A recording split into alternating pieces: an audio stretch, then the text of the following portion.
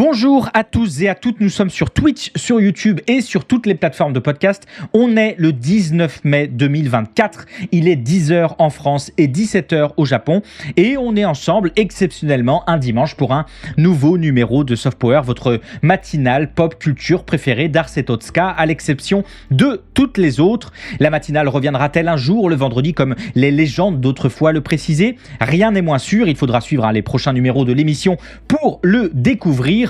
Mais en attendant, nouveau numéro de Soft Power, les gens, durant lequel on va faire ensemble un tour engagé de l'actualité pop culture de la semaine passée, bandes originales d'animés en fond à l'appui, 55e numéro de Soft Power, donc pour une émission intitulée cette semaine « La mise en scène et la duperie sont des armes puissantes ».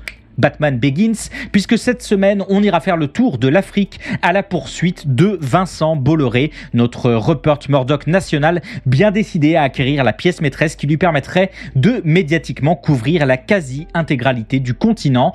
Préparez-vous, on mordra allègrement cette fameuse main qui nourrit. On ira également jeter un œil aux premières images de la saison 2 de Rings of Power, grande série événement de cette année à plus d'un titre, à commencer par son absurde budget, mais aussi petit événement politique en soi, en ce que la série appartient à la vaste franchise du Seigneur des Anneaux, qui a longtemps été et qui est encore le terreau fertile de combats politiques, bien trop souvent peu recommandables. On en reparlera un petit peu, les gens. On épluchera aussi quelques lignes de contrat, puisque cette semaine, quelques streamers et streameuses se sont rendus compte que le studio de jeux vidéo NetEase, en partenariat avec Marvel Games, la leur avait mise bien à l'envers en ce qui concerne les conditions de diffusion du jeu vidéo Marvel Rivals, en pleine campagne promotionnelle du titre. On se donnera mal à la tête ensemble, ça va être chouette, préparez-vous. On restera un peu dans le juridique avec la fameuse grande fusion de l'audiovisuel public menée par Rachida Dati, ministre de la Culture, fameuse en ce qu'elle est un éternel marronnier, mais un marronnier qui pourrait bien se concrétiser dans les prochains mois, faisant craindre à beaucoup l'avènement d'une sorte de nouvelle ORTF. On verra ça. On reparlera également de préservation du jeu vidéo avec un article du site IGN.com, s'intéressant cette semaine à l'initiative Stop Killing Games, bien décidé à en découdre avec certaines pratiques de l'industrie dont je vous reparlerai tout à l'heure. Une news assez courte mais qui pourrait donner quelques idées à certains et à certaines d'entre vous. Mais avant de parler de tout ça, les gens, je vous propose de respecter la tradition et de commencer par la classique bande-annonce de cette semaine. Alors époustez votre compoudrier, tracez votre chemin à grands coups de rouge à lèvres laser, enfilez vos bottes jet propulsées, embarquez votre sèche-cheveux Tornado 9000. On est parti pour un long voyage, secret bien sûr, et direction Singapour. Quand le monde est en danger, on va avoir besoin de vous. On est la meilleure équipe de Spice au monde. On fait appel au Totally Spies. On n'est pas en sucre, mais tout en biscotto. L'heure est grave, il s'agit d'une crise majeure. On passe au gadget. Avec Sam, Alex et Clover, vive le Girl Power. Bouclier plasma activé. Nouveau Totally Spies saison 007, dimanche 10h45 sur Gulli. Retrouve tes héroïnes préférées sur l'appli Gulli et sur Sisplay. Vive le Girl Power et haut les cœurs avec cette nouvelle saison de Totally Spies, série d'animation française des années 2000, créée par Vincent Chalvon de Merset et David Michel, au contact du studio de production Zodiac Kids. Totally Spies, série culte pour beaucoup, diffusée pendant plus de 10 ans sur TF1, sur Fox Kids, sur Jetix, sur Disney Channel et consorts, durant laquelle on suivait les multiples aventures de Sam, d'Alex et de Clover, 3 étudiantes bourgeoises de Beverly Hills partageant les mêmes passions, le shopping, la mode et l'espionnage professionnel, pour le compte du WHOOP, une organisation secrète de protection de l'humanité située en plein centre-ville de Los Angeles.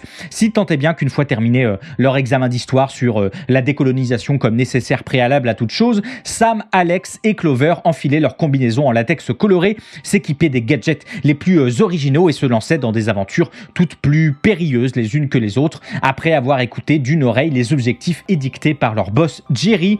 Bref, une série de 157 épisodes qui a rencontré à l'époque de sa diffusion un succès important, devenant un petit phénomène critique et commercial, générant à son tour une grande franchise médiatique, Totally Spies, un spin-off, Spies Nouvelle Génération lancé en 2009, un film, Totally Spies le film, comment tout a commencé, la même année, mais aussi et surtout des jeux vidéo, des jeux de société, eux-mêmes déclinés en tout un tas de jouets, des kits espions, de rouge à lèvres laser et autres comme poudriers absolument dégueulasses à 280 € sur eBay.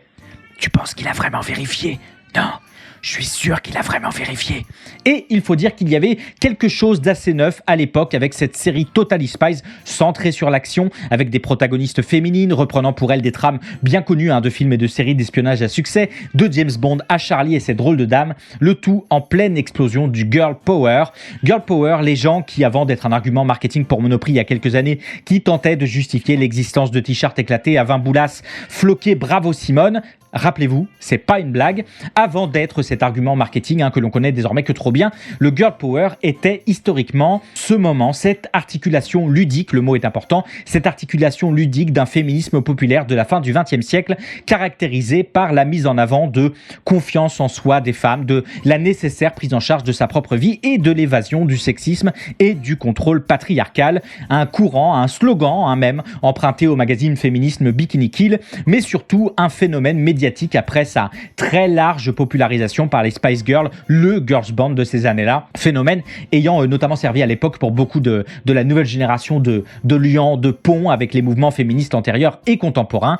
Mouvement très présent dans la musique avec les Spice Girls, avec Britney Spears, avec Christina Aguilera, les Destiny's Child et consorts, mais qui rapidement s'est développé dans bon nombre d'autres industries culturelles, au cinéma avec l'affaire Karen McCoy, avec Bad Girls, avec L'Île aux Pirates, l'un des plus grands four de l'histoire du cinéma, accusé d'avoir tué les franchises de pirates au cinéma pendant plus d'une décennie, Charlie et ses drôles de dames, évidemment Tomb Raider et autres Resident Evil quelques années plus tard, mais aussi en série télévisée avec les emblématiques Xena la guerrière, Buffy la tueuse de vampires, Sex and the City, Alias et autres Dark Angel, et même dans les jeux vidéo avec toute une vague de jeux désormais créés à destination d'un public féminin, et bien évidemment en série d'animation également avec l'énorme succès des Super Nanas de Craig McCracken, de Kim Possible, de Mark McCorkle et de Bob Cholet, et entre deux, côté français, de Totally Spies. David Michel, co-créateur de la série, ayant souligné lors de la promotion du film de 2009, je le cite: quand vous regardez tout ce qui existe pour les filles aujourd'hui, ce sont surtout des histoires de princesses, de poneys et des choses où la fille est dans un rôle assez passif. On a vraiment voulu redonner le pouvoir aux filles avec Totally Spies, d'où la proposition d'une série d'action avec des protagonistes féminines, volontaires, auto-entrepreneuses, d'apparence indépendante, au caractère bien marqué, capables d'aider les autres, responsabilisées. Bref, une série girl power jusqu'au bout de ses ongles manucurés, et c'est sans doute là le plus gros problème de ce Totally Spies, puisque si le girl power a été un mouvement très populaire dans le courant des années 90, début des années 2000, il a rapidement été rattrapé par tout un pan de la littérature féministe, et pas que, qui a achevé de qualifier celui-ci de simple mise à jour du féminisme marchand.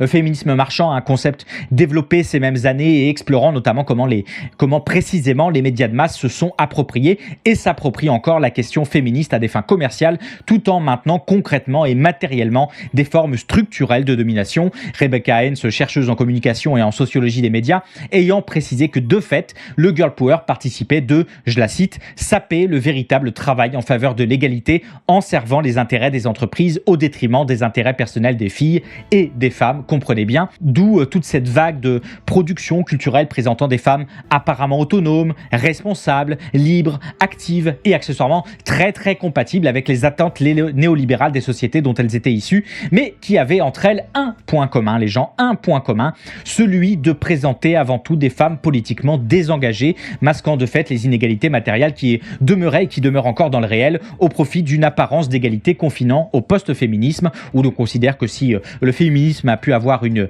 utilité historique, il n'est désormais plus nécessaire. Ce pourquoi, dans bon nombre de ses œuvres, les femmes sont déjà fortes et déjà autonomes, elles n'ont plus besoin de le devenir. Mention spéciale évidemment aux Super Nanas, dont les 3 héroïnes vont devenir fortes, indépendantes, puissantes suite à un accident.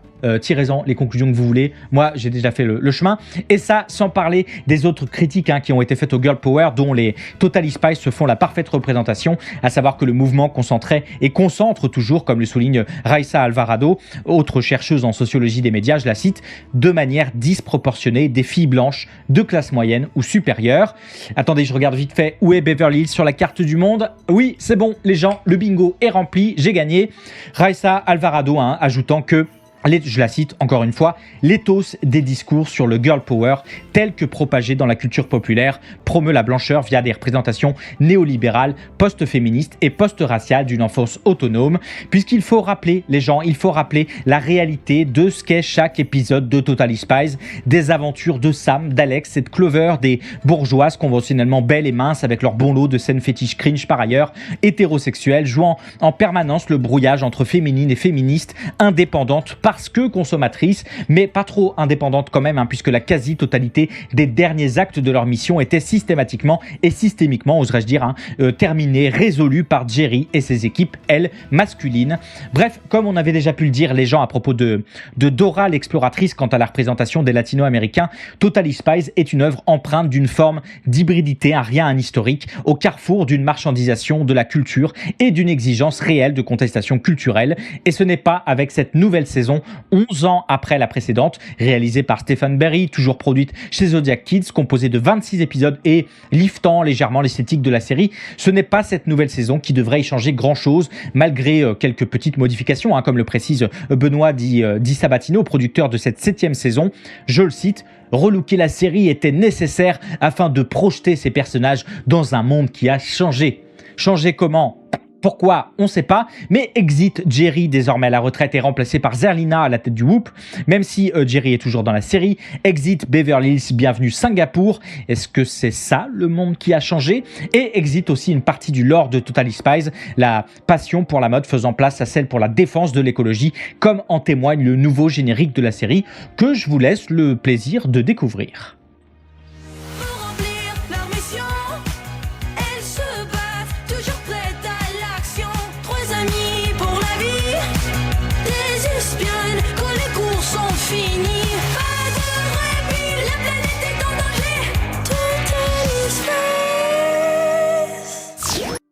Pas de répit, la planète est en danger, puisqu'il faudra sans doute bien ajouter du vert au violet, du purple washing, en souhaitant là encore que, comme pour les premières saisons, la série soit plutôt sympa à regarder à l'arrivée et qu'incidemment, et j'insiste qu'incidemment, elle puisse inspirer et provoquer, pourquoi pas, des prises de conscience politiques qui sont à l'inverse de ce qu'elle montre pourtant matériellement. Bref, Totally Spies saison 7, c'est depuis dimanche dernier sur Gulli à raison d'un épisode par semaine. C'est toujours tenu vocalement par Céline Mauge, Claire Guillot et Philly Keita. En tout cas, toujours les gens pour la version française, puisque les 3 doubleuses originales anglaises ne reviendront pas du fait d'une sombre histoire de cotisation sociale impayée. Que voulez-vous, le maquillage ne dure qu'un temps et c'est aussi vrai pour celui de la passion que pour celui des idées. 30 ans après le démantèlement de l'ORTF, dans un élan de réarmement jupitérien, nostalgique et rétrograde, le président Macron rêve d'un retour à la télé du général. Alors que nous nous apprêtons à examiner la création de la coûteuse et inutile holding de l'audiovisuel public, nous allons finalement examiner la fusion pure et simple, et encore plus coûteuse, de toutes les entités de l'audiovisuel public. Au lieu de déposer votre projet de loi, vous déposez un amendement assassin transformant le destin de tout l'audiovisuel public et de 19 000 salariés sans études d'impact ni concertation loyale ou prise en compte des oppositions. Ce texte est finalement l'aboutissement de votre processus incessant de dénigrement et de fragilisation de l'audiovisuel public depuis 2017, avec une baisse des financements constants depuis 2014, la suppression de la contribution à l'audiovisuel public et le refus permanent d'écouter la grande majorité des professionnels du secteur. Vous n'avez aucune volonté donc de renforcer l'audiovisuel public par la création d'une BBC à la française, mais vous souhaitez simplement rabaisser pour ne devenir qu'une pâle copie de l'audiovisuel privé, mettant fusion. Yeah! Criait Goten et Trunks dans Dragon Ball, avant d'ensemble ne faire qu'un et devenir ainsi le puissant Gotenks, qui baignait écrasant et fantôme explosif à l'appui, était ainsi le seul en mesure de vaincre le terrible Boo, avec le succès pas dingo qu'on lui connaît, certes, mais puisque l'on parle fusion, il y en a une autre, tout aussi pas dingo par ailleurs, que Rachida Dati, l'actuelle ministre de la Culture, envisage depuis des mois, celle des sociétés de l'audiovisuel public, dont le projet devrait débouler à la l'Assemblée nationale dès la semaine prochaine. Fusion des sociétés de l'audiovisuel public, un vieux marronnier de mer dont il est de bon ton de parler chaque année pour se trouver une existence sur la scène politique, mais qui cette année encore compte bien revenir sur le devant de la scène, poussé par une ministre de la Culture dont on ne doute pas trop qu'elle aimerait s'offrir un projet phare qui lui permettra de laisser son nom autre part que dans des affaires de corruption et de lui donner un petit peu d'exposition avant une éventuelle candidature qu'on imagine très probable à la mairie de Paris en 2026 et peut-être aussi faire oublier un temps ces fameuses affaires de corruption passive et de trafic d'influence qu'elle se traîne depuis de bien nombreuses années. Je dis bien peut-être, je ne sais pas, mais ça tombe bien les gens puisque 2026, c'est précisément l'année où cette fameuse fusion devrait obtenir sa forme finale. Radio France, France Télévisions, France Média Monde et l'Institut National de l'Audiovisuel, tous et toutes réunis dans un grand projet commun pour les amener tous et dans les ténèbres les lier. Alors, un marronnier, oui, les gens, mais un marronnier qui a pris une légère petite vitesse avec une proposition de loi portée l'année dernière par le sénateur centriste Laurent Lafont, prévoyant la création d'une holding censée regrouper tous ces acteurs de l'audiovisuel, reprenant à son compte d'anciennes propositions qui avaient déjà été faites, et notamment en 2015 avec une mission sénatoriale qui appelait déjà à cette fameuse holding. Projet repris avec un certain entrain par Rachida Dati, donc avec un amendement déposé par le gouvernement la semaine dernière, prévoyant notamment la création de cette fameuse holding d'ici le 1er janvier 2025, c'est très bientôt, pris comme une phase transitoire afin de former des instances de gouvernance et des équipes uniques, et 2, la fameuse fusion totale à l'horizon 2026 au sein de cette holding pour une nouvelle grande société, France Média, qui pèserait près de 4 milliards de budget. Le texte validé en commission cette semaine devrait passer en première lecture dans l'hémicycle les 23 et 24 mai prochains, même s'il se murmure déjà la forte probabilité d'un report d'un mois, voire jusqu'à septembre. Alors oui, bien sûr, pour avancer ce projet d'énorme BBC à la française, je vous invite à réécouter l'émission de la semaine dernière pour voir comment ça peut être vraiment une riche idée. C'est tout à fait ironique, évidemment. Le gouvernement s'est évidemment rapidement fait chantre des innovations technologiques et autres résistances à la compétition internationale, d'où très probablement cet amendement adopté lui aussi, projetant de déplafonner les recettes publicitaires de l'audiovisuel public. C'est vrai ça, je me demande pourquoi on les avait plafonnés à l'origine. Il faudrait revoir les textes de l'époque, mais pourquoi donc plafonner la publicité sur un service public? Si seulement j'avais fait l'ENA, peut-être pourrais-je le savoir, mais tant pis, on ne le saura jamais. Même si tout ça est très loin d'être joué encore, parce que cette proposition précisément de déplafonner les recettes publicitaires de l'audiovisuel public est pour l'instant jugée comme une ligne rouge pour la droite sénatoriale. Mais en dehors de ça, tout est bien sûr très convaincant et ça a tellement convaincu tout le monde que les syndicats de Radio France et de France Média Monde ont déjà lancé un appel à la grève les 23 et 24 mai prochains. Syndicats qui dénoncent à juste titre tour à tour les coupes qu'on voit déjà venir à 200 km/h dans le budget et dans le personnel de ces différents canaux de l'audiovisuel public, la perte des particularités de chacun de ces médias, plus généralement la baisse de qualité déjà annoncée et déjà en cours, déjà une réalité du service public, et l'envie sous-jacente de ce que beaucoup ont déjà nommé la recréation d'un bien beau et grand ORTF 2.0. ORTF, les gens, vous le savez, l'Office de radiodiffusion télévision française qui avait pour mission de gérer précisément la radiodiffusion et la télévision publique au singulier et qui dans les faits se faisait relais autoritaire d'un monopole de l'État. Il faut se rappeler qu'Édouard Sablier, directeur de l'actualité télévisée de l'époque, avait pour habitude, comme le raconte Marcel Tria dans un entretien avec le Centre d'Histoire Sociale des Mondes Contemporains, d'avoir son petit rendez-vous tous les matins comme ça avec d'autres directeurs de rédaction du service public, mais surtout avec face à eux des représentants des différents ministères qui leur annonçaient directement les sujets à présenter au sein des émissions. Vous me direz au moins c'est sympa, les gars n'avaient pas du temps à perdre à contre-pouvoirer. Référence à l'ORTF, devenu un classique à chaque réforme de régulation de la télévision et dont s'est rapidement emparé Ségolène Amiot de la France Insoumise que vous avez entendu dans la vidéo introductive de cette actualité. Je la cite, le président Macron rêve d'un retour à la télévision du général et tout ceci est l'aboutissement d'un processus incessant de dénigrement et de fragilisation de l'audiovisuel public. Alors, tout ça relève un petit peu de la formule, évidemment, vous l'aurez compris. Mais il faut dire qu'avec la suppression de la contribution à l'audiovisuel public, de la mise en place d'un budget pluriannuel, toutes les questions autour de la fin de France 4, les propositions de réduire les délais d'interdiction de revendre une chaîne TNT, ou encore cet amendement qui vise à autoriser les chaînes privées à placer 3 coupures publicitaires pour les films de plus de 2 heures, il me semble un petit peu difficile de lui donner tort, même si le fait de brandir l'ORTF à tout rompre pourrait faire oublier quand même qu'à l'époque, précisément, cette fable de la dépolitisation de la télévision française avec la fin de l'ORTF avait pu masquer et masque encore trop souvent que, comme le soulignait Pierre Musso dans son dossier L'éternel non-retour à l'ORTF que je vous invite à lire, dont je mets le lien en description, l'éclatement précisément de cet office de radiodiffusion télévision française avait été avant tout l'éclatement et de la mise en invisibilité du politique derrière les experts des autorités de régulation, des règles du marché et des innovations technologiques, et qu'il me semble important de toujours garder évidemment à l'esprit justement ce continuum de l'ingérence du politique et des politiques dans la gestion de l'audiovisuel public qui s'est accompagné d'une technologisation du politique si on veut réellement lutter contre le problème.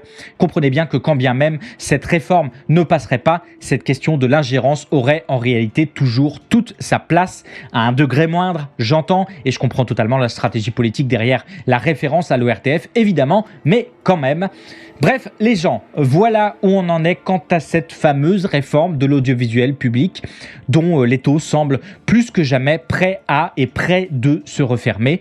On suivra bien évidemment tout ça dans Soft Power et m'est d'avis qu'on ne sera pas les seuls, loin de là. That's exactly what's happening now with Ubisoft's erasure of The Crew 2014. And Mr. Scott sees this as the perfect opportunity to take real-world action with his Stop Killing Games campaign. Why now? Why The Crew? Why Ubisoft?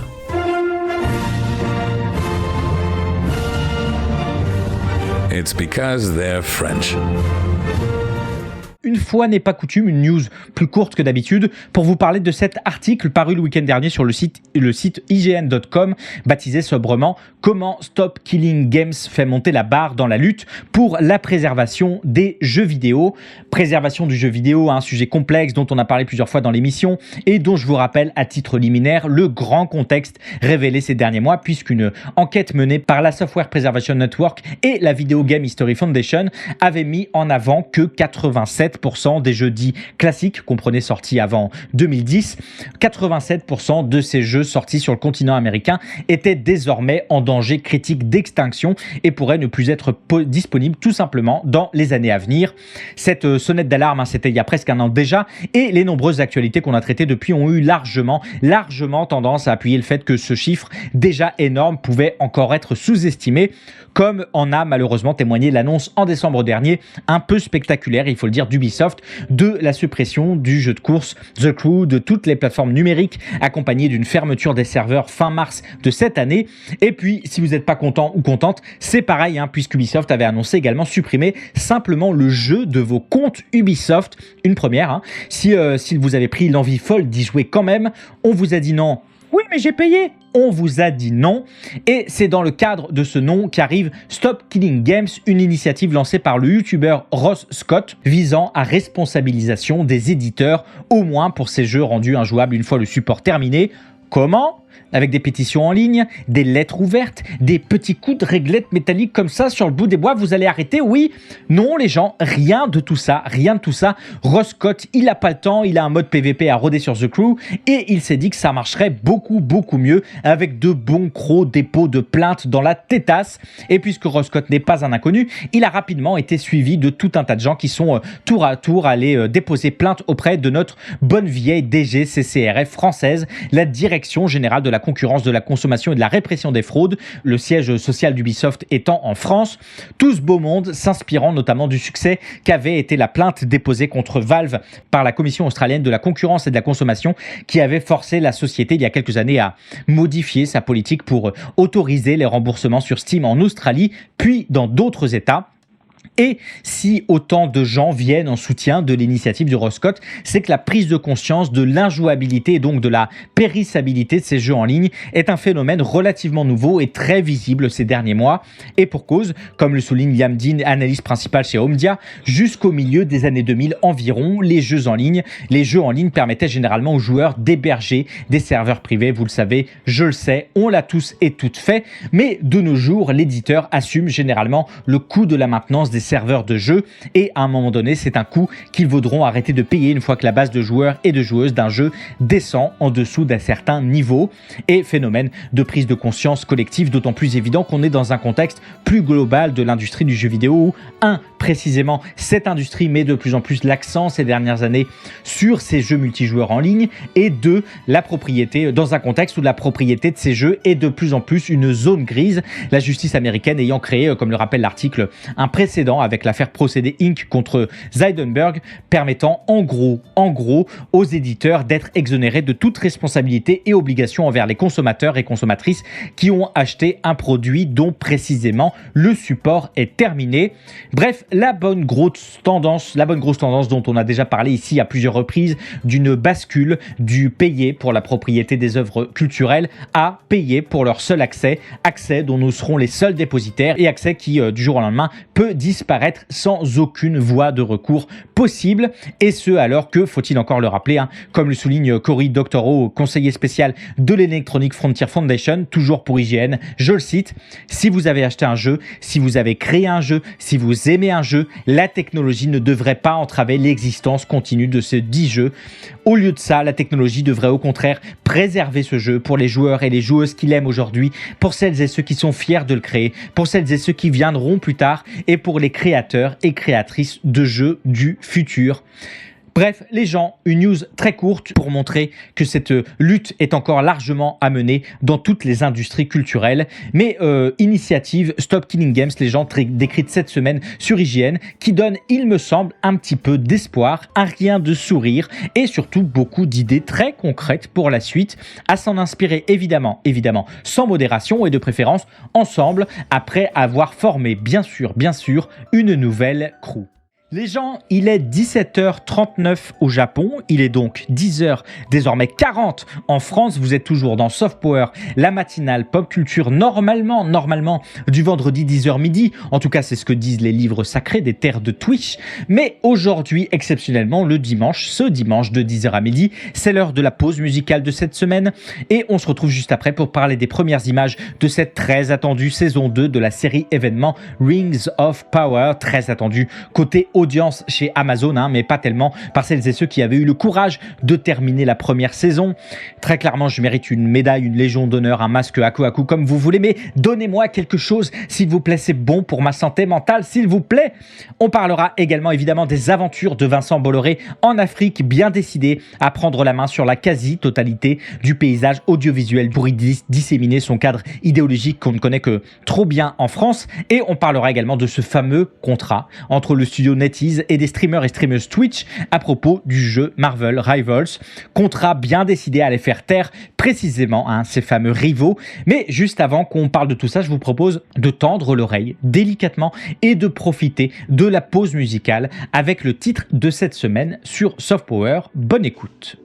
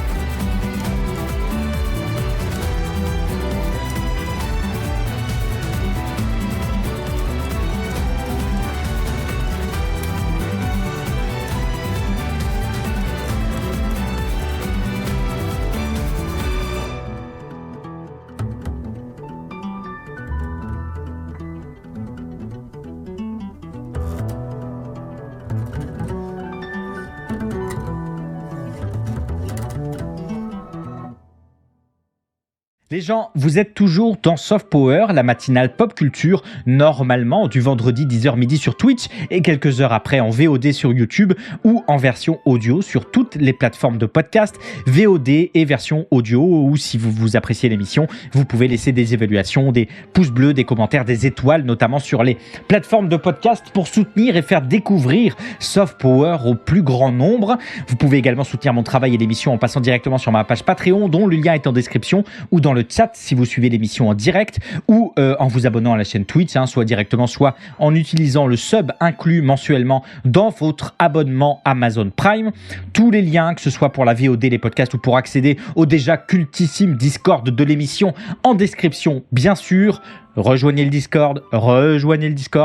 Vous venez d'entendre Kulabete Mileba, extrait de la très chouette bande originale de Bakuten, série d'animation réalisée par Cécile Onagaya et Toshimasa Kuroyanagi, série qui nous raconte l'histoire de Shotaro Futoba, bien décidé à gagner avec ses amis un grand tournoi de gymnastique. Je vous recommande, c'est un esprit assez shonen et il y a quelques scènes qui sont chouettement jolies puisqu'on a capturé des vrais jeunes gymnastes et le rendu est étonnamment plutôt ok.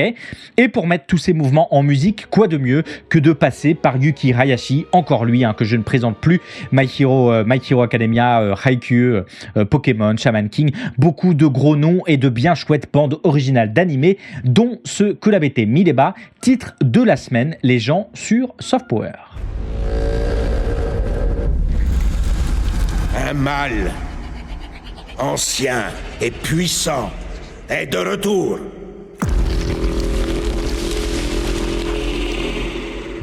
Préparez-vous au combat.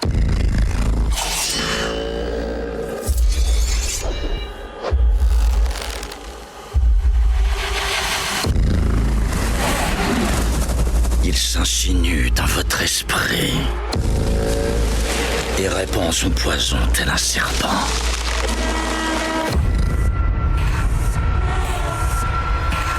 Je crois qu'il est là. Je crois qu'il est parmi nous depuis le début.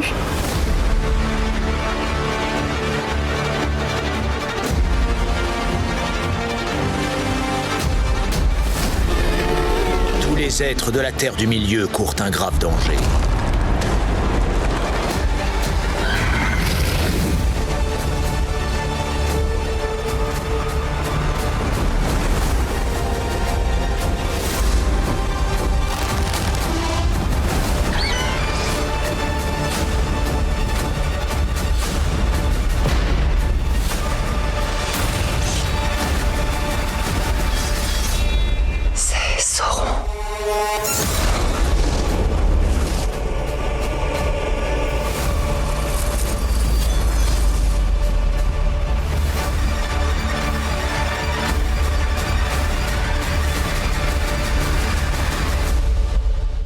Ah, voici venu le temps où les échos du passé résonnent dans le présent, où les murmures des anciens semblent moins lointains.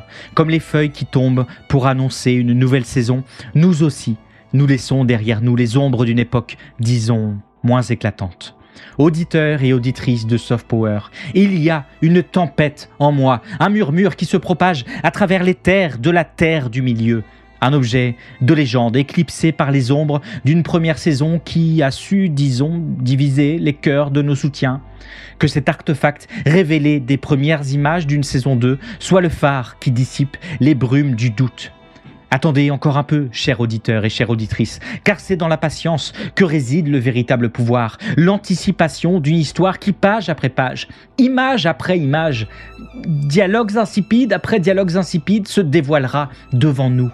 Et peut-être, juste peut-être, que cette saison sera celle qui enfin gravera son nom dans les annales, non plus comme un murmure moqueur, mais comme un véritable cri de triomphe, empreint de « ça y est, j'en ai marre, hop, c'est bon !» Hop, ça y est, j'en ai marre. Stop Galadriel, retourne sauter d'un chalutier en mer s'il te plaît, puisqu'il faut bien, les gens, à un moment donné, retirer l'anneau unique pour se dévoiler et rentrer directement dans le vif de ces premières images de la saison 2 du Seigneur des Anneaux, les Anneaux du Pouvoir, Rings of Power, série de loin la plus coûteuse de l'histoire des histoires, avec son absurde première saison à 465 millions de dollars, n'incluant pas le coût du rachat des droits auprès du domaine Tolkien, d'HarperCollins ou de New Line Cinema. Non, non les gens, rien de tout ça.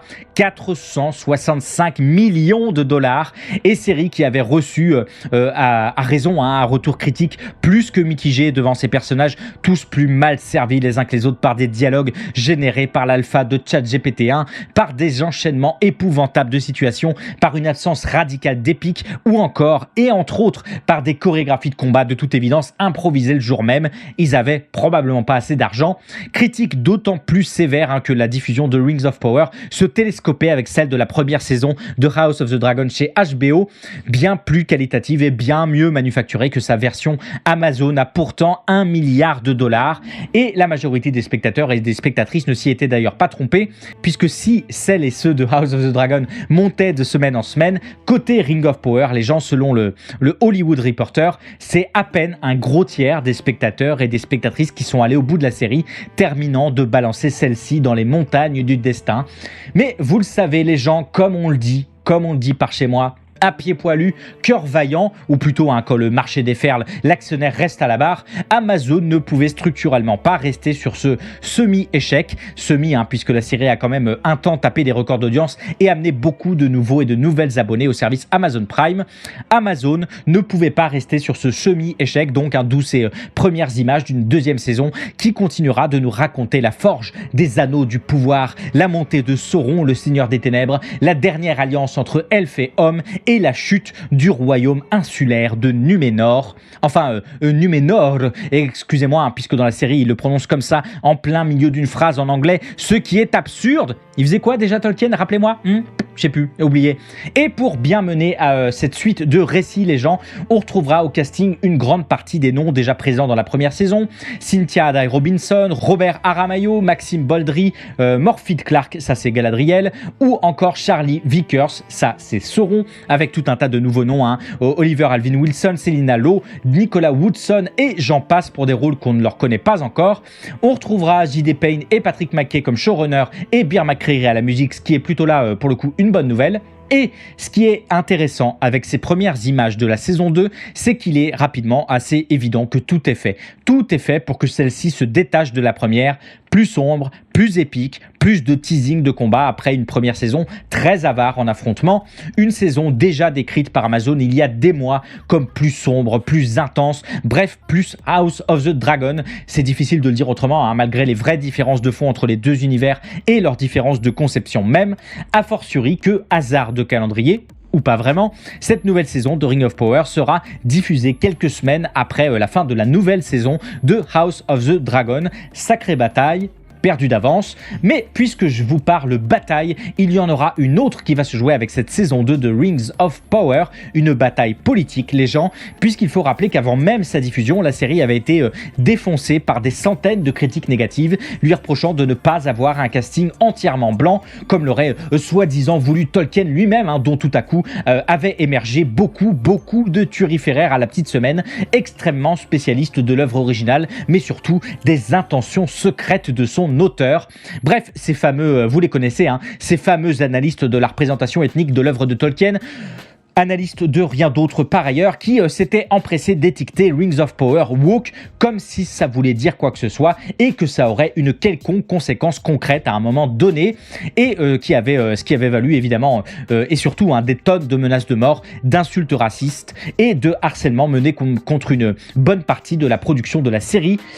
Oui, Oui, sauf que ça, et malheureusement, c'est loin d'être étonnant, puisque si ce n'est pas propre à Ring of Power, il suffit de voir la polémique cette semaine autour de la première bande-annonce du jeu Assassin's Creed Shadow qui se passe au Japon et dont le protagoniste est le fameux personnage semi-fictif Yasuke, le samouraï noir. Je vous laisse imaginer l'odeur des commentaires, là aussi, il y a beaucoup d'analystes de la représentation ethnique. Bref, si cela n'est pas propre à Rings of Power, il y a tout de même, avec la franchise du Seigneur des Anneaux, un terreau fertile tout à fait documenté, en ce que, il faut le rappeler, qu'on l'aime ou non, l'œuvre de Tolkien a toujours été aussi un bac à sable idéal à suprémaciste blanc dans une œuvre très wagnérienne avec ses grandes lignées de rois glorieux, mais surtout une œuvre dont généralement les bonnes espèces de la Terre du Milieu sont construites en référence aux cultures européennes et les mauvaises sur des clichés orientalistes et antisémites, le tout basé sur la seule biologie. Bref, une combinaison qui a longtemps été attrayante et qui est encore aujourd'hui largement attrayante pour forger un outil politique à des volontés extrême droitières, voire fascistes, notamment en Italie, pour dans les ténèbres les lier. Il faut se rappeler les gens, le festival Camp Hobbit mené par des fascistes italiens en 1977, pour qui les Hobbits étaient précisément le symbole d'un mouvement visant à réinventer le fascisme et à retrouver de la gloire en pleine crise identitaire des milieux extrême droitiers du pays dans ces années-là. Et par ailleurs, la préface, les gens, petit aparté, par ailleurs, la préface de la première édition italienne du Seigneur des Anneaux avait été écrite par Elimir Zolla, un expert en histoire des religions et de l'ésotérisme qui a eu une grande influence au sein de la droite italienne. Elimir Zolla qui voyait dans le Seigneur des Anneaux un hymne à la tradition et à la pureté. Et c'est dans ce cadre-là qu'a grandi et qu'a gravi les échelons Giorgia Meloni, l'actuelle présidente du Conseil des ministre d'Italie, au curriculum plus qu'évocateur, un membre du mouvement social italien, de l'Alliance nationale puis du Peuple de la Liberté, présidente du parti d'extrême droite et national-conservateur Frères d'Italie, tout y est, et le Seigneur des Anneaux aussi. Giorgia Meloni ne se cachant pas de nommer l'œuvre de Tolkien notre Bible dans une interview qu'elle avait donnée au début des années 2000. Et on pourrait parler de sa photo en 2008 dans un magazine italien où elle posait en photo à côté d'une statue de Gandalf sur son cheval, ou encore du message de sa sœur Ariana lors de son élection, contenant de nombreuses références à Tolkien. Et ça, les gens, c'est pour l'Italie qui a un contexte tout à fait particulier, mais on pourrait parler de l'emploi de l'imagerie des arbres blancs par les suprémacistes américains, de l'utilisation de certaines langues elfiques créées par Tolkien comme code pour communiquer en sous-marin, des sujets de forums sur le Seigneur des Anneaux créés par des anciens gars du Ku Klux Klan. Voilà, c'est bien de ça, les gens, dont on parle, et c'est bien ça, et surtout bien eux, qui ont été et sont en partie à l'origine des grandes campagnes d'harcèlement, d'insultes et de menaces proférées à l'occasion des premières images de la première saison de Ring of Power, parce qu'il me semble que si l'essayiste et romancier Shana Melville avait raison en soulignant que Tolkien avait écrit le texte phare de la fantasy où la moralité est absolue et où la complexité politique s'évapore de manière commode, il faut aussi voir que le réel chassé des œuvres revient bien vite au galop des communautés qui les entourent, a fortiori quand ces attaques menées contre des projets d'aussi grande ampleur que Rings of Power sont aussi d'évidents moyens de recrutement de nouveaux membres pour les futurs Camp Hobbit à venir. Ce pourquoi, une nouvelle fois, il sera très important, il me semble, de suivre très précisément les futures promotions et réceptions de Rings of Power saison 2, 3, 4 dans les années à venir, mais aussi toutes les futures productions Seigneur des Anneaux, puisqu'on va en manger dans les prochains temps, entre le film d'animation La Guerre des Rohirrim et l'annonce cette semaine d'un film sur Gollum intitulé Le Seigneur des Anneaux, The Hunt for Gollum, qui par ailleurs a permis à Warner Bros de faire supprimer un fan film d'une quinzaine d'années qui portait le même nom. Génial. Bref, les gens, le Seigneur des Anneaux, les Anneaux du Pouvoir, Rings of Power, saison 2, ce sera sur Amazon Prime le 29 août prochain pour les 3 premiers épisodes, puis un épisode par semaine jusqu'au 3 octobre, en souhaitant à la série que cette tempête en Galadriel ne soit ni un naufrage, ni l'occasion d'un nouvel abordage réactionnaire.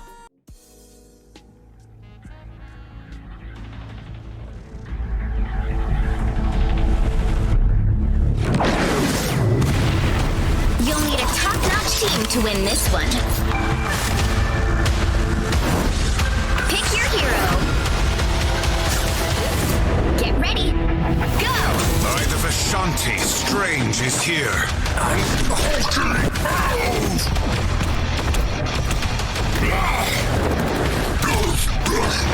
Smash it. It's nano time. I hope Friday got that on video. I'm opening a portal. Don't mess with the amazing Spider-Man! Be strong together. Join together! Drown them! I'm everywhere. Cette semaine, si vous étiez frustré des décisions toutes plus catastrophiques les unes que les autres de l'équipe derrière le jeu Overwatch 2, et si vous aviez surtout la chance de faire partie des heureux élus et des heureux élus, alors peut-être avez-vous pu tester une première version, une alpha pour quelques joueurs et joueuses triés sur le volet du jeu Marvel Rivals. Marvel Rivals, c'est ce jeu de tir développé et publié par NetEase Games en collaboration avec Marvel Games, ce label créé en 2019 pour gérer l'octroi des licences, des propriétés intellectuelles Marvel chez Disney, puisque je rappelle que plus rien ne se fait en interne désormais, on en avait déjà parlé dans l'émission, d'où le lien avec le chinois NetEase qui avait déjà travaillé sur les jeux Marvel Super War et Marvel Duel, et d'où aussi la création d'une nouvelle équipe NetEase spécialisée à Seattle, dédiée à la conception du game design et du level design du jeu, en collaboration avec une autre équipe du studio, cette fois à Guangzhou en Chine. Le tout pour un jeu PC et Mac de tir à la troisième personne, mais surtout en équipe, en 6 contre 6, où Spider-Man, Hulk, Iron Man, Doctor Strange, Loki, Groot, Magneto et consorts, 18 personnages au total, vont s'envoyer des super patates et des super roquettes dans des environnements super destructibles. Et tout ça, les gens, sans super frais, puisque le jeu sera gratuit à sa sortie. Et vous connaissez l'adage, quand c'est gratuit, c'est que c'est toi qui vas payer les microtransactions. Ce pourquoi il faudra très fortement surveiller le système économique de ce Marvel Rivals quand celui-ci sera dévoilé en détail dans les prochains mois. Et on n'en sait pas beaucoup plus pour le moment, les gens, en dehors de ce que vous avez pu voir en bande-annonce de ce début d'actualité. Sauf que ça, c'est précisément le problème. On n'en sait pas beaucoup pour une raison qui a un petit peu fait parler d'elle ces derniers jours, excusez du peu. Alors qu'il ou elle s'apprêtait à mettre le pad pour leur duel Punisher-Black Panther, certains streamers ou certaines streameuses se sont rendus compte en épluchant leur contrat avec le développeur NetEase pour l'accès à cette avant-première que certaines clauses de ce dernier leur interdisaient tout simplement de parler du jeu en mal. Je vous cite la clause, ça me rappellera le bon vieux temps. Clause de non-dénigrement. Le créateur de contenu s'engage à ne pas faire de déclarations publiques ou à participer à des discussions préjudiciables à la réputation du jeu. Ceci inclut, mais n'est pas limité à, petit a, faire des commentaires désobligeants ou satiriques sur tout matériel lié au jeu, comme ses fonctionnalités, ses personnages ou sa musique. Petit b, s'engager dans des comparaisons malveillantes avec des concurrents ou dénigrer le gameplay ou les différences de Marvel Rivals ou encore de fournir des critiques négatives subjectives du jeu. Et b, dis donc, tu vois, Raphaël, c'est là qu'on peut réellement dire qu'on ne peut plus rien dire, surtout quand les 10 streamers et les 10 streameuses n'ont pas lu ces fameuses clauses. Résultat, NetEase a passé son week-end à bannir des créateurs et des créatrices de contenu au motif qu'il et elle avaient critiqué leur Marvel Rivals, les co-animateurs du podcast The After Show en tête, alors même que l'un des deux n'avait juste pas signé ce fameux contrat, c'est quand même fait bannir, et alors même qu'ensemble ils avaient plutôt trouvé le jeu sympa par ailleurs, hormis quelques problèmes de leur point de vue, mais quel jeu n'en a pas? Quelques problèmes qui leur ont coûté leur affiliation au programme, vous aurez compris. Mais plot twist, les gens, plot twist, devant le gonflement de la polémique et la large levée de bouclier sur les réseaux, mais aussi dans la presse spécialisée, NetEase s'est alors fendu d'un mail d'excuses aux créateurs et créatrices, dont je vous cite quelques passages. Déjà en lice pour les bullshit d'or de cette année, nous sommes conscients qu'il y a des termes inappropriés et trompeurs dans la partie du contrat relative au partage de contenu non dénigrant. Nous nous excusons sincèrement pour la mauvaise communication. Les gens, la mauvaise communication. Notre position est absolument ouverte à la fois aux suggestions et aux critiques pour améliorer notre jeu. Mais attendez, c'est pas du tout un problème de communication. C'est écrit noir sur blanc dans un contrat. Ça marche pas cet argument ici. Enfin, bref, l'un des co-animateurs de The After Show Podcast a été débanni. En même temps, c'est celui qui n'avait pas signé le contrat. Et la pression est restée suffisamment haute pour que lundi dernier, ce soit au tour cette fois du compte officiel Marvel Rivals de prendre la parole, s'excusant pour, je cite, la confusion, la suspicion et la frustration provoquée par ces conditions excessivement restrictives. Nous chérissons et apprécions chaque suggestion donnée par nos joueurs et respectons toujours vos commentaires. Mais non, Vous les respectez. Mais ça non plus, c'est pas vrai. C'est une clause de contrat. Ils ont signé. Vous leur avez contractuellement demandé de la fermer sur tous les aspects du jeu. Tout le monde l'a vu. Toute la presse en parle. Tout le monde le sait. Les gars et les nanas en stream, ils étaient là juste à pouvoir dire alors, ça s'allume là. L'écran titre. Abonnez-vous. Sous peine de voir fondre instantanément leur contrat. Heureusement, les gens, tout est bien qui finit bien. Les hommes et femmes sandwich pourront de nouveau sandwicher. Les équipes Marvel Rivals ayant précisément annoncé travailler avec des créateurs de contenu à réviser l'actuel contrat afin que celui-ci soit, je cite, moins restrictif et plus convivial. Un contrat plus convivial, les gens. Ah, ça, c'est un concept, hein. Vous aussi, offrez-vous cette promesse d'une franche camaraderie dans ces rapports de force complètement déséquilibrés. Qu'est-ce qu'on s'amuse, hein. Un contrat plus convivial. Oh, et puis quoi ensuite? Un salariat chaleureux, un management bienveillant, ou plus absurde encore, des profits ruisselants. C'est de ça dont on parle, les gens. Un contrat convivial, les gens. C'est bien un des trucs les plus pétés du casque que j'ai lu depuis un moment, mais surtout, un excellent moyen de garder tout ceci très opaque. Évidemment, tout se passera en interne, à les raids, quelqu'un d'autre sur Twitch, il n'y aura rien à voir de toute façon. Bref, une façon bien sûr de tenter le grand chelem du rattrapage de la communication tout en maintenant une certaine pression sur les streamers et les streameuses quant à leur liberté de parole. Un procédé qu'on connaît malheureusement bien dans bon nombre d'industries culturelles où les critiques situées en bout de chaîne se retrouvent dans des situations particulièrement déséquilibrées à la merci des entreprises détenant un capital prenant de plus en plus la forme de propriété intellectuelle, a fortiori dans le jeu vidéo, dont le système économique des plateformes critiques a longtemps été et est encore très dépendant, vous le savez, de régies publicitaires largement alimentées par des éditeurs de jeux ou par des consoliers, mais aussi dans un contexte où le système de veille d'actualité, de test de jeux vidéo implique forcément une entente cordiale entre les différents corps de métier. Les exemples, les gens, on les connaît, c'est The 3DO Company dont le président avait envoyé au début des années 2000 un email incendiaire au site GamePro suite à leur critique globalement négative du jeu Portal Runner, incendiaire mais surtout menaçant de réduire les revenus publicitaires de la plateforme en s'en retirant si l'équipe du site ne faisait rien, avec un trait concluant: vos clients, ce sont pas vos lecteurs, c'est nous. C'est aussi l'affaire Jeff Gertzman, licencié de chez GameSpot en 2007, les gens, pour avoir publié une critique jugée trop négative de Ken Lynch, Deadman. Il a fallu attendre 5 ans avant qu'on entende parler de cette affaire, puisque tout avait été enfoui sous accord de non-divulgation. Mais c'est également la censure d'un article d'Eurogamer sur la relation entre la presse de jeux vidéo et les éditeurs. Tiens, le Dorito Gate, vous vous en souvenez, les gens? C'est Sony aussi qui prend du recul. C'était le terme officiel à l'époque, les gens, avec Gamecult, après que le site ait collé 6 sur 10 au titre Heavy Rain, ce qui était pourtant sacrément généreux, il faut le dire, 6 sur 10 à Heavy Rain, les gens. Mais c'est aussi Sony, toujours, qui met de côté un temps sa relation avec Kotaku, après que le site a diffusé des informations un peu trop en avance sur le PlayStation Home. Et tout ça, les gens, dans un contexte plus large où une grande enquête de 2022, et c'est ça qui m'énerve, une grande enquête de 2022 dont je vous mets le lien en description, menée avec 160 journalistes de jeux vidéo, relève au global une montée de pression dans toute la profession. Les journalistes de jeux vidéo qui maintenant plus que jamais n'ont plus les moyens de réaliser leur travail et sont extrêmement pessimistes, et il y a de quoi quant à l'avenir même de leur profession. Et c'est précisément, les gens, une adaptation de ce modèle délétère qu'on est en train de voir se diffuser sur la plateforme Twitch et sur YouTube avant elle. Rappelle qu'il y a 10 ans déjà, plus d'un quart des youtubeurs gaming let's play de grande visibilité étaient payés par des éditeurs ou des développeurs de jeux. C'était il y a 10 ans, je vous laisse imaginer ce que ça est maintenant. Ça en paie des bistrots du jeu vidéo, les gens, ça en paie. Et voilà de quoi, au fond, ce Marvel Rivals est aussi le nom dans une affaire qui a eu cette semaine son spectaculaire, mais qui couvre sans aucun doute des centaines, des milliers, voire plus, d'autres transactions et conventions similaires, toutes plus opaques les unes que les autres, et dont les questions d'éthique, de régulation, mais surtout de rapport de force demandent plus que jamais d'être vite répondues et de manière conviviale, s'il vous plaît. Afrique, adieu. Au contraire, Bolloré a changé de passion monopolistique.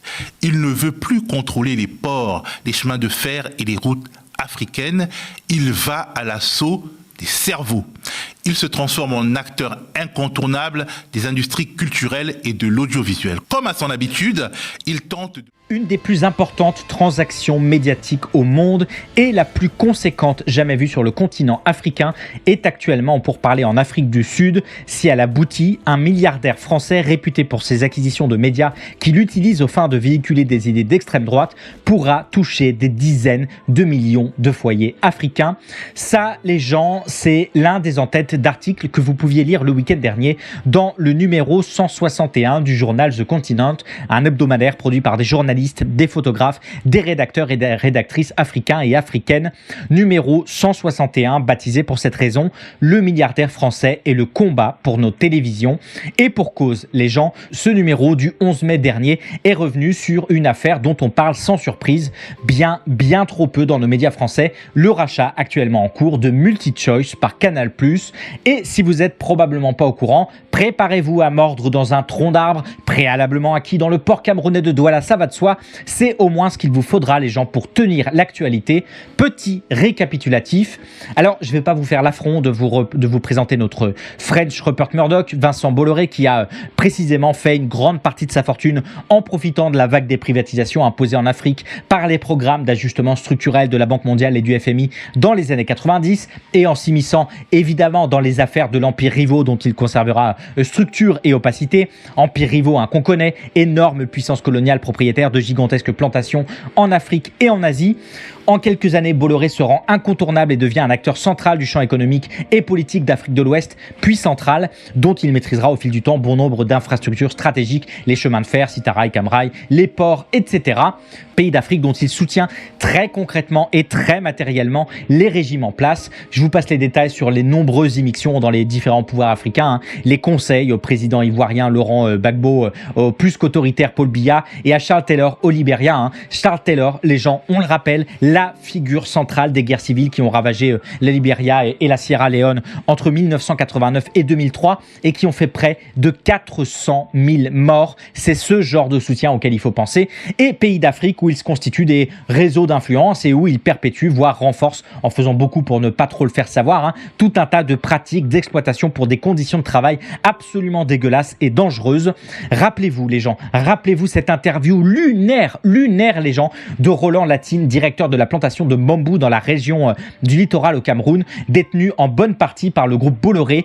Il y a une interview qui avait été donnée au journal Le Monde et où, alors que dehors, il y a des dizaines de gars à peine des bottes aux pieds en train de coller des coups de machette sans aucune protection de sécurité, le gars disait au calmito Tarles et Pépito, je le cite, « Les gens travaillent pour nous parce qu'ils cherchent des soins médicaux et l'école pour leurs enfants. Voilà ce qui les motive. Après le salaire, c'est accessoire. » Ça vous énerve?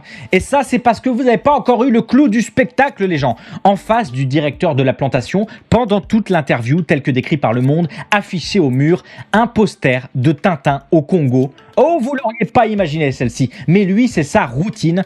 Lien de l'article dans la description, les gens, c'est virant. Bref, en 2016, le groupe Bolloré en Afrique, c'était 25 000 collaborateurs, près de 250 agences réparties dans 46 pays et le bon tiers du chiffre d'affaires de l'empire Bolloré. Et vous l'imaginez bien, une demi-tonne d'affaires judiciaires également pour soupçons de corruption, visant notamment l'obtention de concessions au Togo et en Guinée, ou encore corrélées aux conditions d'exploitation d'huile de palme au Cameroun.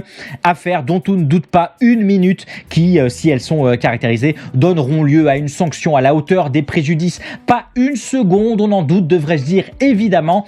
Mais les gens, fin 2022, coup de théâtre, le groupe Bolloré annonce la cession de 100% de Bolloré Africa Logistique, qui regroupe toutes les activités de transport et de logistique du groupe Bolloré en Afrique, au géant MSC pour la rondelette somme de 5,7 milliards d'euros, ce qui avait fait dire à certains commentateurs et à certaines commentatrices et autres membres de Touche pas à mon poste que ça y est, le patron se retirait du continent africain. Sauf qu'il suffisait de lire à la fin du communiqué de presse du 21 décembre 2022 que je vous cite, le groupe Bolloré conservera une présence importante en Afrique, notamment à travers Canal+, et poursuivra également ses développements sur ce continent dans de nombreux secteurs comme la communication, le divertissement, les télécoms et l'édition. C'était littéralement quelques lignes en dessous, en fait, il suffit juste de lire. Parce que si on peut dire que Dans une certaine mesure, Vincent Bolloré a cédé une partie du hard power qu'il détenait en Afrique. Il est très loin d'en avoir fait de même pour le soft power. Et bien au contraire, les gens, dans un contexte où le paysage audiovisuel des pays africains francophones est largement aux mains de Canal+ d'un côté, que vous savez sans doute être aux mains de Bolloré depuis 2015, et le chinois StarTimes, qui, s'il traîne sur le contenu francophone, malgré son énorme centre de traduction de doublage de films, tient les abonnements de son faible prix et de ses nombreuses exclusivités sportives. Autant dire que côté contenu francophone à proprement parler, Canal+ Afrique n'a pas de réel concurrent, a fortiori que le groupe est le premier fournisseur de télévision par satellite en Afrique francophone, ce qu'on observe par ailleurs très concrètement en Côte d'Ivoire par exemple, où les 6 premières chaînes, écoutez ça bien les gens, les 6 premières chaînes, soit 60% de l'audience, sont déjà contrôlées par le groupe Canal+, ou au Sénégal, où Bolloré, qui tapait déjà 22% de l'audience, vient d'entrer dans le capital de Marodi TV, juste la plus grosse entreprise de production du pays, derrière nombre de séries à succès sur le territoire, et ça sans parler du fait qu'il ne s'agit pas que de contrôler l'émission et la réception, mais bien toute la chaîne de valeur, Canal+ Advertising étant la plus grosse régie publicitaire de bon nombre de pays africains.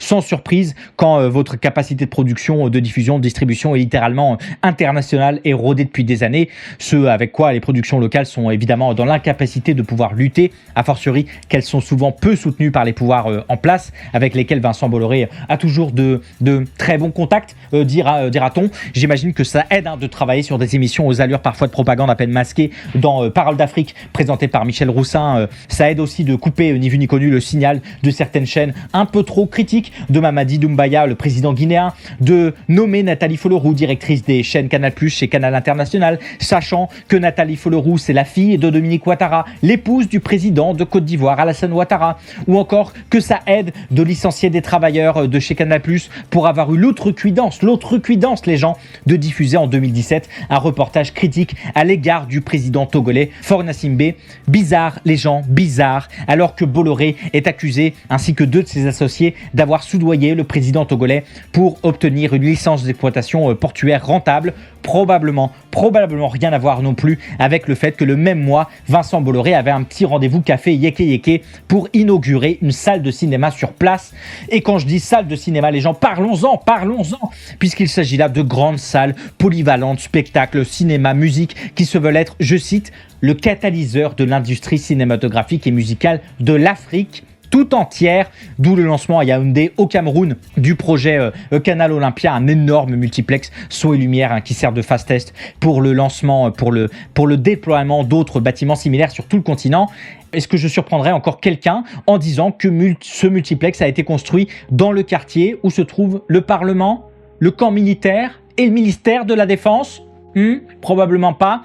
Écoutez, ça permettra de faire d'énormes concerts très très chers, comme ce que Vivendi avait d'ailleurs fait en 2015, en y invitant Alpha Condé, ancien président guinéen, à un mois du premier tour des élections. Il avait été réélu, si jamais, au cas où. Bref, des Canal Olympia partout. Il y en a un autre à Douala depuis. Du Canal+ partout en Afrique francophone, mais aussi bientôt, probablement, en Afrique anglophone, les gens, puisque précisément, le groupe Canal travaille depuis des mois et des mois au rachat de l'énorme opérateur audiovisuel MultiChoice, basé en Afrique du Sud, opérateur aux plus de 20 millions d'abonnés, incluant les marques de premier plan que sont DSTV, Supersport et Showmax, et qui, si le rachat aboutit, permettra à Canal de réaliser sans doute l'une des acquisitions, si ce n'est l'acquisition la plus ambitieuse du groupe, mais surtout de prendre le leadership aussi de l'audiovisuel anglophone en Afrique, nettement devant StarTimes, devant, a fortiori, dans les pays clés tels que sont les pays clés que sont l'Afrique du Sud, le Nigeria et le Kenya. Alors, je vous passe les détails de première offre rejetée parce que jugée sous-évaluée, puis de réoffre, on s'en fiche un peu. Bref, le rachat est actuellement en plus que bonne voie, a fortiori que le groupe Canal était déjà actionnaire à plus de 40%, en bonne voie pour devenir tout simplement le plus gros acteur médiatique d'Afrique, les gens d'Afrique, puisque n'oubliez pas non plus qu'Universal Music Group est détenu à 28% par Vincent Bolloré, excellent, la plus grande major de la musique. Bref, on en est un peu là, à 2 doigts, les gens, à 2 doigts d'une prise de contrôle du paysage médiatique et audiovisuel d'Afrique subsaharienne au sens large. Et si pour l'instant ces chaînes sont principalement vraiment des relais de contenu de divertissement. On a la chance en France, les gens, on a la chance d'avoir eu et d'avoir chaque jour un peu plus un aperçu d'un futur plus que probable pour ces chaînes africaines, a fortiori que celui-ci a déjà commencé, comme j'ai pu vous en citer déjà quelques exemples, un futur où bientôt infotainment et émissions d'opinion claquées au sol à l'orientation extrême droitière qu'on leur connaît prendront sans doute, sans aucun doute, beaucoup plus de place. Bref, pour paraphraser la une du journal The Continent, éclore cette actualité, les gens, nos combats pour nos télévisions, ici comme ailleurs, ne font que commencer.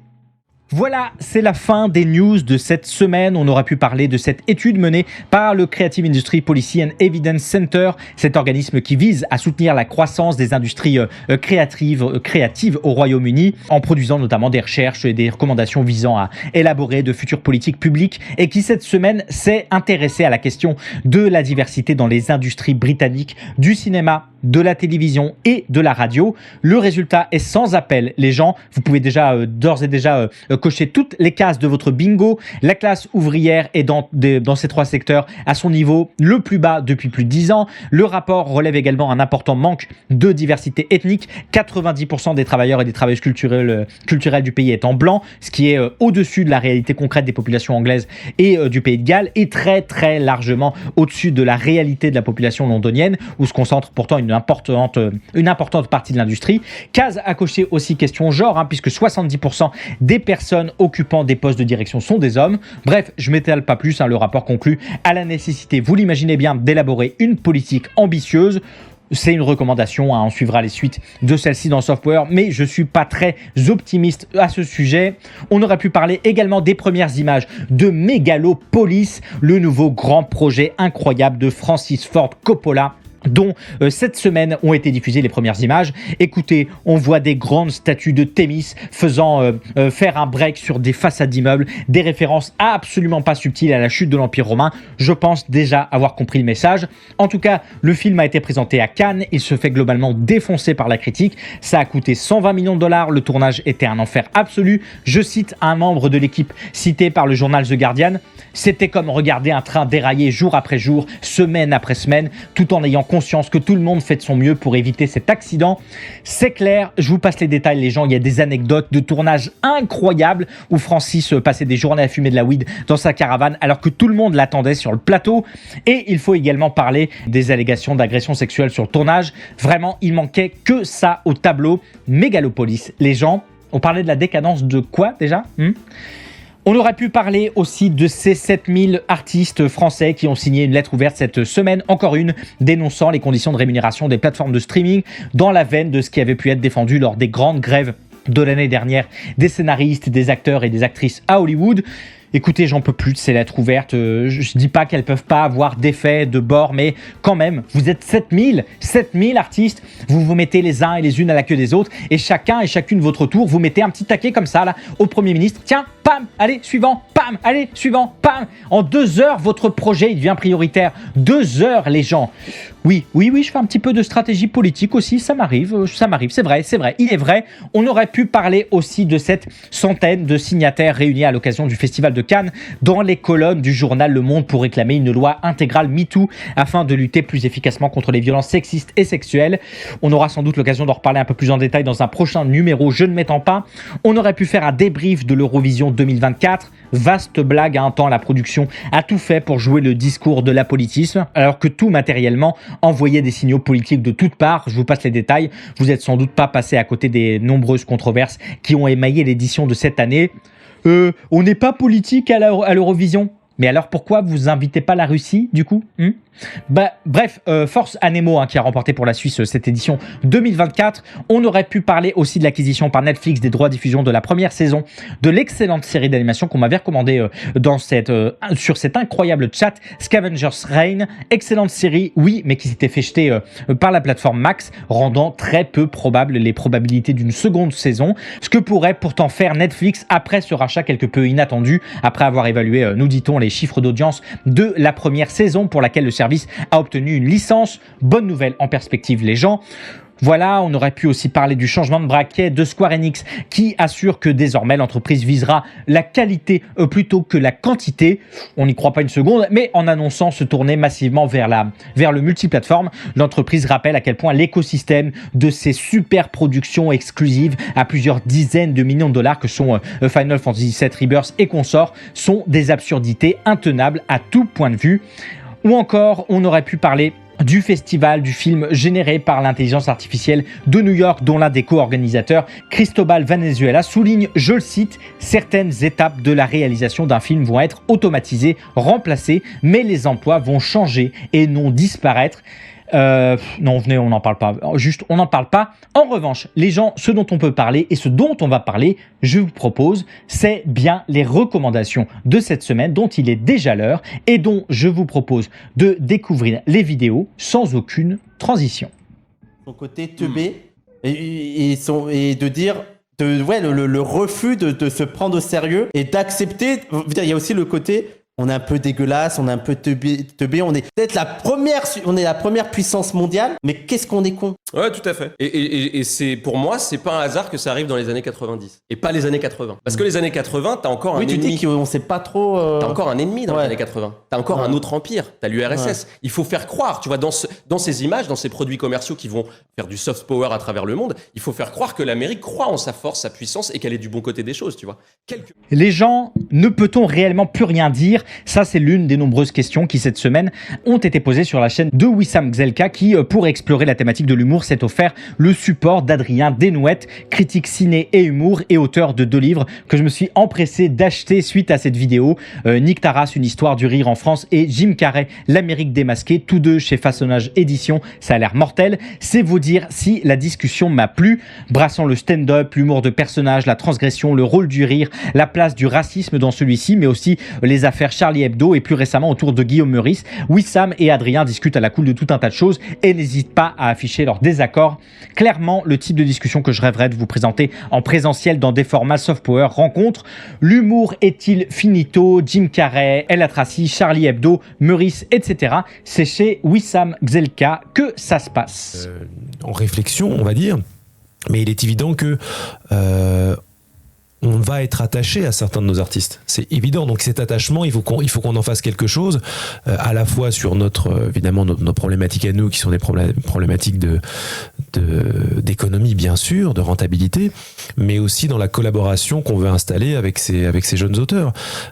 C'est sûr. Si jamais vous pensiez que pour lancer un magazine de prépublication manga, il suffisait d'acheter une spatule en plastique et de se proclamer chef d'un game auquel vous êtes le seul à jouer, eh bien, vous devriez écouter cette nouvelle émission en format podcast de la chaîne La 5e de Couve qui s'intéresse à la création précisément de la formation d'un magazine de prépublication, mais un vrai cette fois-ci, et en l'espèce d'un nouveau magazine de prépublication, Nemeu.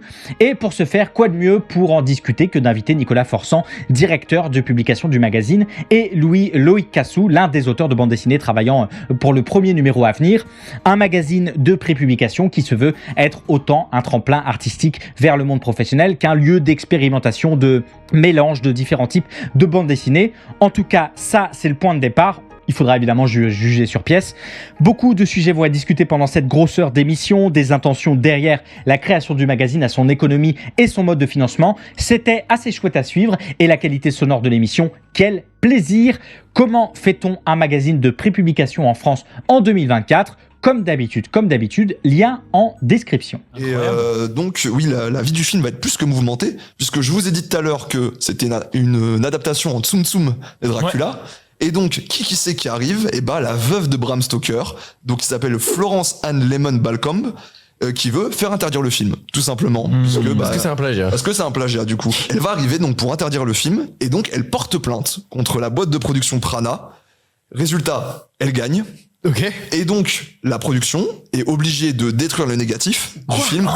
Putain. Genre toutes les copies du film, et donc aussi la partition. Sauf que, si on régit... Les gens, un petit talk show de cinéma tous les jeudis soirs à 19h30 sur Twitch, ça vous dit? Eh bien, moi, oui, pas mal. Ça fait des mois et des mois que je dis qu'il manque clairement un vrai talk show cinéma de qualité sur la plateforme. Et si celui-ci ne répond peut-être pas entièrement à mes attentes personnelles, je me suis dit que ça pourrait peut-être vous plaire et que ça aurait un intérêt de reconnaître que cette émission Camflex offre ces petits moments de bravoure, le tout dans une ambiance bien décontractée, hein, comme on les aime par ici. Et ça tombe doublement mieux que cette semaine, c'est l'ami Werner, dont on a déjà recommandé la chaîne par ici à plusieurs reprises, qui s'y est collé pour une chronique sur la musique de Nosferatu de Friedrich Wilhelm Murnau, sans trop vous spoiler pour des raisons techniques, mais aussi juridiques. Cette fameuse musique a disparu. Je vous en dis pas plus pour que vous alliez jeter un coup d'œil à la chronique de l'ami Werner et à l'émission Camflex au global, dont je suis définitivement jaloux du plateau. C'est ma semaine jalousie, hein, définitivement dans les recommandations de cette semaine sur Soft Power. Le premier Lost Media d'horreur perdu depuis 102 ans, direction Camflex sur YouTube. Super. Et l'endroit où t'habites, hyper original. Nestor? Mais non, mais merci. Mais tu n'es pas gosse, j'avoue. Ça et Sabrina, vous avez pas changé, c'est bien sûr que pour que notre dose de nostalgie soit totale, la présence de Nestor était indispensable. J'ai sorti de quoi mettre à l'aise tout le monde pour s'apprêter à passer la meilleure après-midi de notre vie d'adulte. En fait, ce serait marrant quand même. Et puisque nous sommes dans la jalousie, je vous propose d'y rester avec l'un de mes plus gros plaisirs de chaque week-end, le nouvel épisode de Rétro Découverte. Rétro Découverte que vous connaissez très probablement, hein, puisque la chaîne comptera bientôt 300 000 abonnés. Mais même si vous n'êtes que 2 à la découvrir en entendant ces quelques mots, j'aurais largement rempli ma part du contrat. Rétro Découverte, hein, c'est cette émission où chaque découverte de jeux rétro se fait dans le cadre d'une fiction centrée autour du personnage d'Edward et de celles et ceux gravitant autour de lui, dans un travail que je trouve tout à fait passionnant, où la nostalgie inhérente au rétro gaming s'accompagne d'un travail de la nostalgie par le format même de l'émission, dans son écriture, dans le choix des compositions, dans les cadres parfois, dans ses volontaires imperfections, tout fait en permanence rebasculer en enfance, comme ce nouvel épisode, sans prétention, hein, contrairement à d'autres épisodes qui ont pu être beaucoup plus ambitieux par le passé, comme les très chouettes épisodes sur Final Fantasy IX et celui sur Wind Waker que je vous implore de découvrir urgemment. Et cette semaine, les gens, la team Rétro Découverte nous parle du jeu Crash Team Racing, sur lequel j'ai passé beaucoup trop d'heures.